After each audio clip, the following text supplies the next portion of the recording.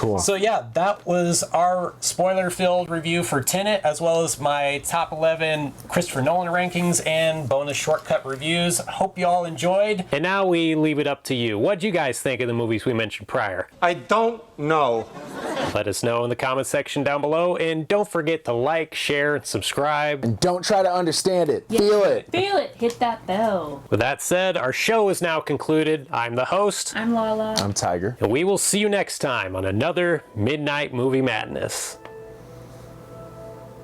Well, the year is almost over. The pandemic is still ongoing and hopefully reaching a stopping point. The entire movie release schedule has either been pushed back or relegated to premiere on various streaming services, and you're still here, waiting for the right motivation to do another movie review again.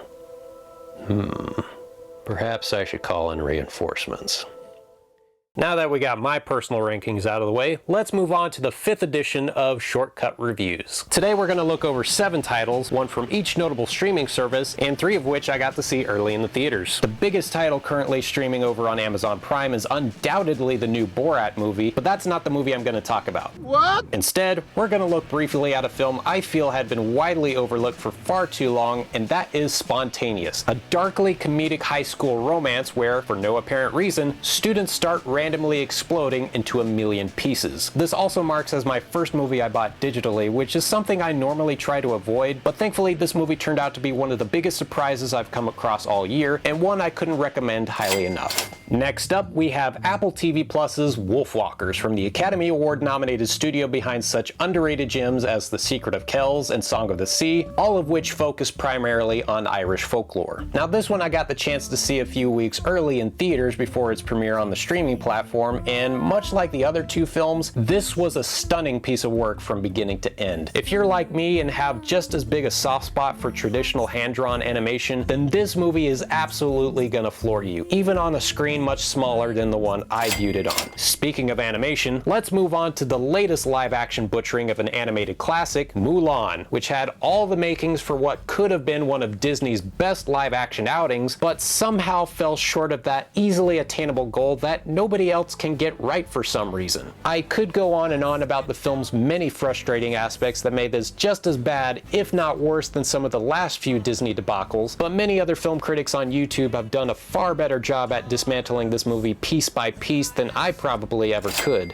On HBO Max, we have another divisive remake of a beloved family favorite, Roald Dahl's The Witches. It's certainly nowhere near as creepy or strangely perverted as the original movie starring Angelica Houston, but I personally didn't think it was a complete waste of time either. Sure, the CG can be a little overbearing at times, and the narration by Chris Rock disrupts the mood more often than it should, but anytime I get to see this kind of up imagery in nowadays movies geared towards mostly younger viewers, knowing just how much it'll scare the living piss out of them, well, that just brings a huge smile to my face.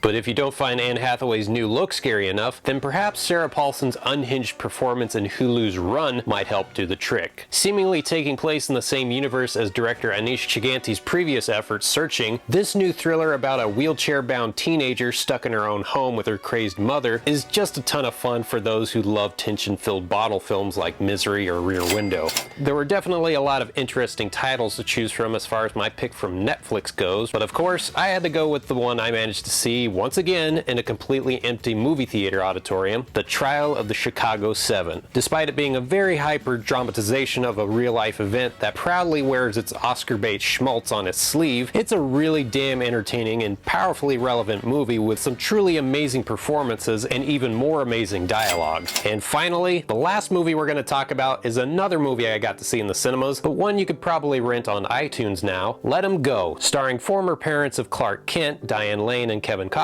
as a grieving couple who go on a mission to rescue their grandson from almost Texas Chainsaw levels of assholish villainy. Add in some nerve-wracking tension, gorgeous cinematography, and a beautifully intimate score by Michael Giacchino, and you get a near-perfect recipe for one of the year's best films. Cool. So yeah, that was our spoiler-filled review for Tenet, as well as my top 11 Christopher Nolan rankings and Well, if you're gonna do another movie review, it's probably best to cut down on that big-ass beard of yours. Don't want yourself looking like you did from that Spider-Man review.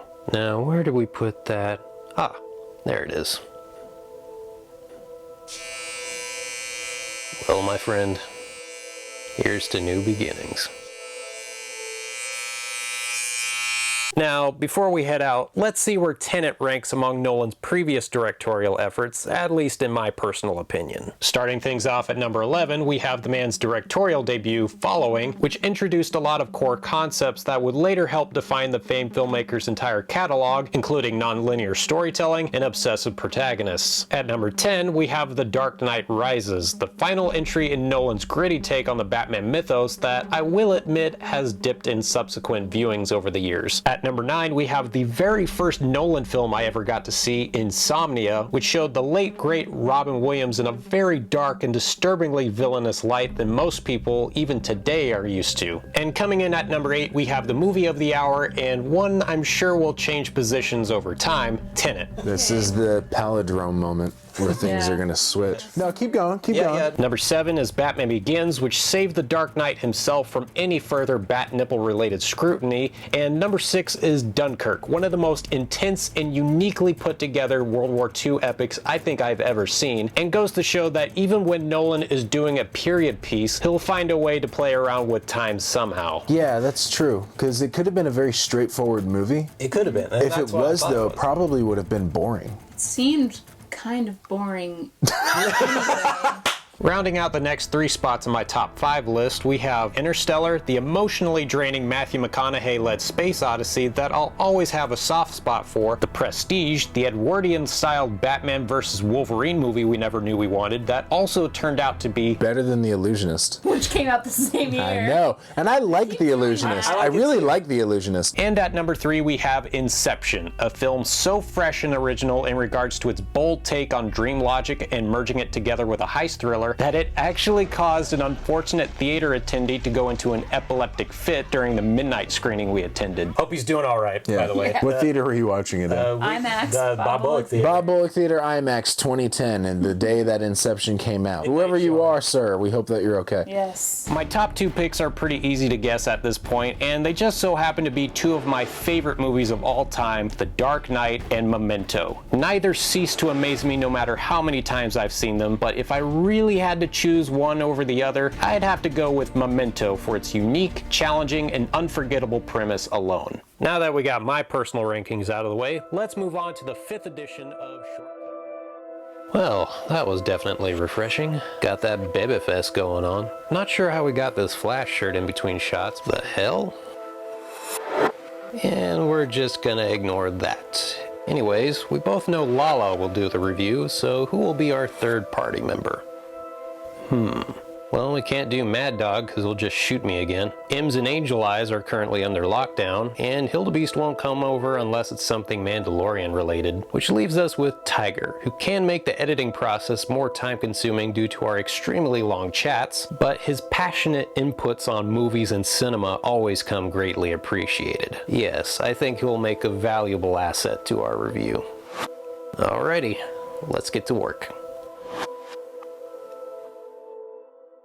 Greetings, moviegoers, and welcome back to another Midnight Movie Madness. I'm your host, and these are my special guests, Tiger and Lala. And today we're going to do a fairly late review on the new Christopher Nolan film, Tenet. Have we decided yet on whether to do just a regular review or spoiler review? I mean, I think it's been long enough we could do a spoiler review. Everyone else has spoiled it. Spoiler review it is. Yes. From what I could gather from the 2 screenings we attended, Tenet stars John David Washington as a CIA agent who, after surviving a botched mission at an opera house, finds himself employed in a secret organization whose sole purpose is to prevent World War III by way of time inversion, a near incomprehensible phenomena created specifically from the future with the capacity to reverse the entropy of certain objects and certain individuals. During this globe-trotting and overly complex adventure that would make even someone as experienced as James Bond to go, "What the f-?" The protagonist teams up with the likes of future Cape Crusader Robert Pattinson, who thankfully doesn't get the chance to utilize that creepy little Gideon impersonation he pulled in The Devil All the Time. Delusions! And comes into contact with the second tallest woman in the world, Elizabeth Debicki, who's stuck in an abusive relationship with the man at the very center of this mind-numbing plot, played by the single best thing about Wild Wild West, Kenneth Branagh. Mr. West, although you are as black as the night on the outside, inside you are yellow. This is one of those movies you kind of even talking about it, take a step at a time. The fact that you don't know what's going on, you almost feel like you're a part of his agency. You almost feel like it's very secretive. And like we're only in the know. Exactly. What I love about this movie is that it is unfolding the plot bit by bit in front of you with little bits of information, and Christopher Nolan's one of those writer-directors that, similar to the Coen brothers, doesn't think the audience is stupid. Keeps it close to the chest. Absolutely. Like, he's like, I'm crafting an experience for you, because you hear him talk in interviews about this movie. It's not just a movie, he's talking about it as an experience, which is very true, because even later in the film, when JDW's meeting the scientist lady, and she says, don't try to understand it, feel it, which I think was Christopher Nolan's advice to every audience member watching the movie. And from frame one of the movie, that's what they do. Feel it, feel it. Yeah, feel it. I mean, truly. Inception's a fantastic movie. Yeah. And I didn't think it was that complicated to understand. But Ellen Page's character is meant to be that fish out of water character that the audience puts their perspective into. She's like, oh, she's asking all the questions I want to ask. John David Washington is that character in this movie. Yes. He is asking those questions. But he doesn't It's care not who about his the character answers. is. Does he not care about the answers? It seems like he really doesn't care about the answers. He asks the questions, but only in order to do his job as well as he can. Well, this seems about as good a time as any to talk about the performances from this A-list cast, particularly John David Washington as the aforementioned James Bond archetype, and Robert Pattinson as the man who knows way more about the mission than he initially lets on, and maybe, possibly, could be related to another character in the movie, but that's a whole other can of worms I don't want us to get into. Despite not having a whole lot of backstory or emotional weight to their characters, they both did an amazing job selling such a high concept premise, even going so far as doing most of their own stunt work. That's pretty damn impressive, to say the least. Christopher Nolan's really careful about picking and choosing the characters that he wants to carry the emotional weight of the film. When you watch Tenet, John David Washington is great, Robert Pattinson is great, but who does he put the emotional weight on? The mother who's imprisoned by her own husband. And that is really heavy. So the movie is orbiting her,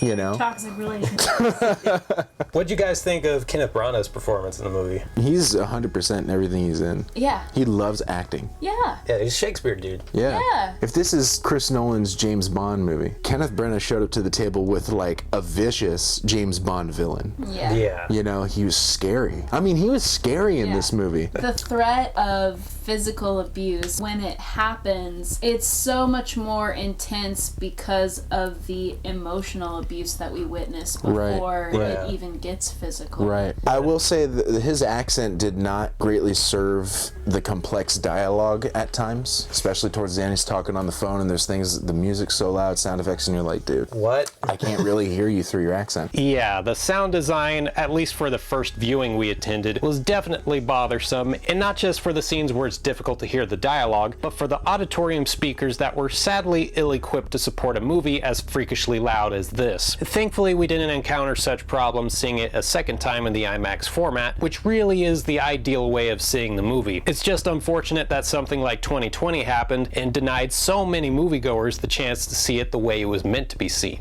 Hey, you know, happens. I'm just thinking about like the elaborate action set pieces and the fact that we're at a point in Christopher Nolan's career where he's got enough clout to show almost everything on camera. And what blew my mind, like before going into the movie, was the fact that there's less CGI than most romantic comedies. I was like, I heard about that too. Yeah, when he told me that, I was like, no way. So when you see things like a 747 crashing into an airport hangar, or that totally batshit insane finale where 100+ extras in their surrounding environments are moving forward and reverse simultaneously, you risk the gambit of having your mind short circuit trying to figure out how, in the name of Zeus's butthole, Nolan and his team managed to pull any of these scenes off on camera. That was some of the most impressive, groundbreaking film sequences I've ever seen in my life. CGI has come so far that you can make anything look real, but there is a reality that you can tell what's real and what's not. And when you're seeing this cloud dust come back together and suck into the ground